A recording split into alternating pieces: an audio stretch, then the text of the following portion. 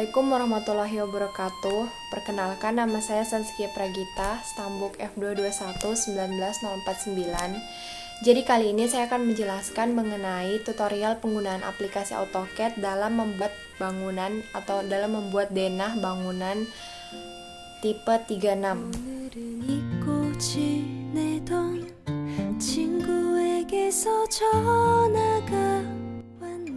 Tahapan pertama yaitu kita membuat layer. Di sini untuk membuat layer kita menggunakan shortcut LA. Ya, kemudian kita buat beberapa layer, mulai dari layer as, arsiran, dan seterusnya. Fungsi dari layer ini untuk memudahkan kita untuk mengorganisir objek-objek yang ada. Setelah itu kita bedakan setiap warna-warna seperti yang ada di gambar, kemudian kita bedakan lagi tiap ketebalan garis-garisnya dari masing-masing layer.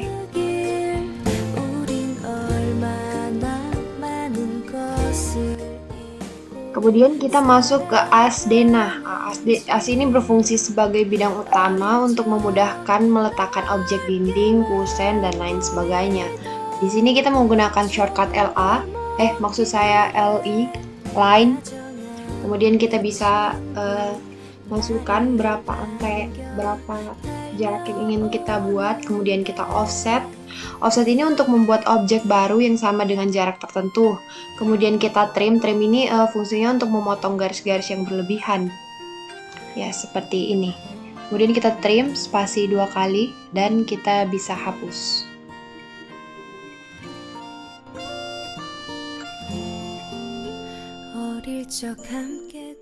Setiap pindah ke objek lainnya, jangan lupa untuk mengganti layarnya. Di sini saya sudah mengganti menjadi layer kolom, kemudian membuat rektang dengan shortcut REC dengan ukuran 15x15. Kemudian saya hatch, pilih warna solid sehingga terblok seperti ini. Kemudian saya copy dan saya letakkan di setiap ujung-ujung dari denah atau di setiap pertemuan antara dinding-dinding di denah saya, seperti pada layar berikut.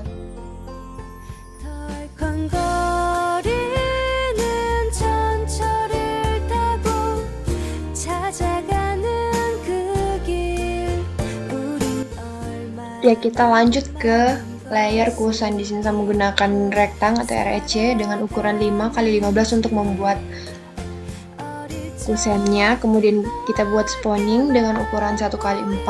Nah, kemudian kita move, tarik dari ujung ke ujung. Nah, kemudian di sini saya trim, TR spasi 2 kali untuk menghapus bagian yang tidak diinginkan.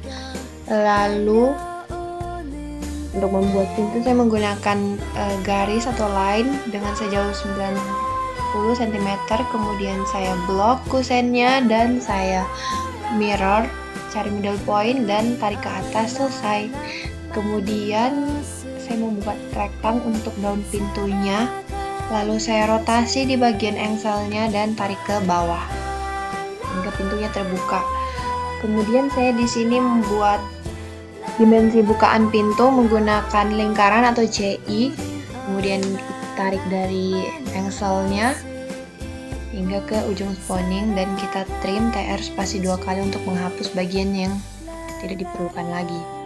Kemudian di sini saya mengcopy bagian kusen untuk membuat pintu dengan ukuran yang berbeda. Ya, seperti ini. Dengan cara yang sama seperti cara tadi, akan tetapi ukurannya berbeda. Di sini saya membuat 3 jenis ukuran pintu yang berbeda-beda. Nah, seperti ini. Kemudian saya grup satu-satu.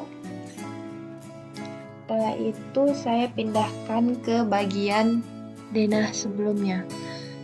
Nah, awalnya saya paskan di kolom, lalu saya akan membuat jarak atau saya move sesuai jarak yang saya inginkan. Untuk move saya menggunakan shortcut MO atau move, kemudian saya masukkan berapa jarak yang ingin saya gunakan. Nah, kemudian saya beralih ke pembuatan kusen jendela. Sama seperti tadi, kusennya, akan tetapi saya membuat ukuran yang berbeda. Di sini saya membuat jendela kembar, kemudian saya copy dan saya paste seperti ini. Lalu saya mentrim atau TR spasi 2 kali di bagian yang saya sudah tidak perlukan lagi. Nah, saya menggunakan rektang untuk membuat daun jendelanya. Lalu di sini karena rektang itu saya explode atau saya pisahkan menjadi garis-garis, kemudian bisa saya offset ke bagian dalam. Untuk explode tadi saya menggunakan shortcut EX. Nah, seperti ini. Ya, kemudian di sini saya memblok dan saya pindahkan ke denah sebelumnya. Dalam membuat ini kita menggunakan preference masing-masing. Ada begitu banyak cara untuk membuat atau menggambar di AutoCAD ini. Kalau saya sendiri, cara yang saya gunakan yaitu seperti ini. Ya, kemudian kita paskan di masing-masing tempat yang sudah kita tentukan. Seterusnya hingga semua jendelanya sudah berada di tempat yang kita inginkan. Gitu.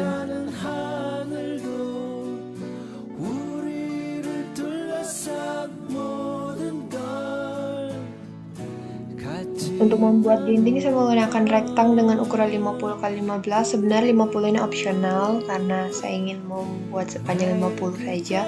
Kemudian kita offset untuk membuat plasterannya, offset 2,5. Kemudian kita hatch untuk membuat arsiran pasangan bata di dalamnya menggunakan ANSI 032. Ya, kemudian kita copy dan kita pindahkan ke denah atau kita move M. Lalu kita tarik sejauh hingga ke objek selanjutnya. Nah, di sini ada beberapa cara, bisa kita mirror atau kita mau copy-copy lagi, itu sesuai preferensi masing-masing. Cuman di sini saya karena lebih mudah saya mengcopy satu persatu. Iya, seperti ini. Kemudian tinggal ditarik-tarik hingga ke objek berikutnya. Begitu seterusnya untuk mengcover seluruh seluruh as dinding satu persatu hingga jadinya akan seperti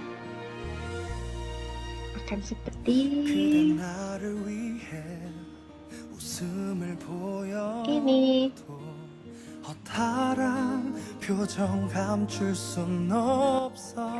Kemudian beralih ke teks. Di sini saya menggunakan shortcut M-Text, kemudian saya tinggal mengetik nama ruangan beserta elevasinya. Lalu saya copy, saya ganti ukurannya dan saya copy ke setiap bagian-bagian ruangan yang akan saya namai. Nah, di sini saya masih menggunakan template seperti ini. Nanti belakangan saya ganti satu persatu nama-nama ruangannya seperti ini.